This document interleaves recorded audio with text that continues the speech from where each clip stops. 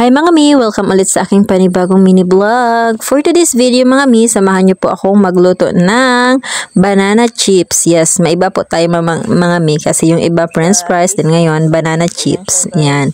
First is, kinat ko lang siya ng ganyan mga mi, binalatan ko lang yung mga dapat po mura po lang na saging yung gagamitin natin or hilaw pa talaga siya mga mi kasi hindi kasi maganda pag yung luto na yung gagamitin natin or yung hinog na yung lulutuin or gagamitin natin.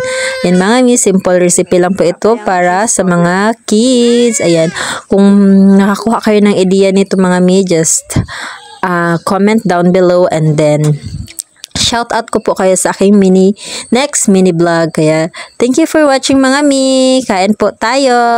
Bye. Kain muna kami. Yan, enjoy sila. Thank you for watching. Chicken sa? Sa makduan.